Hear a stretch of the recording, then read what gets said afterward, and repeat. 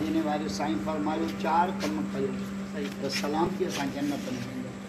जमायत अर्ज़ को मनहुम या रसूलुल्लाह सल्लल्लाहु अलैहि वसल्लम असांजा अबू मां कुर्बान वञनि कहिड़ा 4 कम पाण फरमायो अफ़शुस सलाम सलाम के आम कयो सलाम सां मोहब्बत वधंदी आहे। वलक़द जाअत रुसुलुना इब्राहीम बिल बुशरा कालू सलामा अर्श जा मलाइका इब्राहिम अलैहिस्सलाम वटि आया चऊं अस्सलाम अलैकुम। सलाम एॾी क़ीमती शइ आहे सलाम खे आम कजो। हिकु ॿियो वते मुताम ये उहा हदीस आहे जेका नबी साईं जन मदीने में पहुचण खां पोइ पहिरियों तकरीर इहा कई त ख़ैरियात खे आम कजो।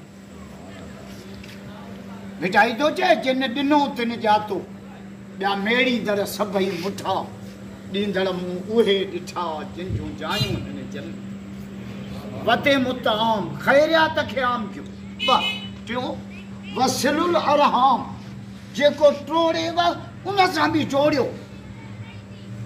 वसिलुल अरहाम मिठाई थो चए जिनरी सरे न सा रती मर सुतिनसी हो झिणकनि तूं झको थी पांद गिची गल पा पाण वञी परचाए मथां रुठो ई रहिजी वसिलुल अरहाम हो टोड़े तूं जोड़े।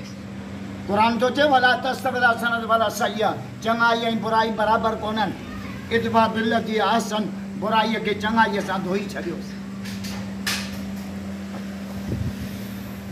वसिलुल टोड़े उन सां बि जोड़ियो। सल्लू बिल्लैल वन्नास नियाम उहा निमाज़ पढ़ूं जॾहिं माण्हू सुता पिया हुजनि तदखुलूनल जन्नत बिस्सलाम सलाम के सां जन्नत रब्बना आतिना दुआ इन झोपड़ीअ खे दुआ कमनि को तान माफ़ ईमान इख़लास नफ़्सई शैतान खे हम अल्लाह या मालिक।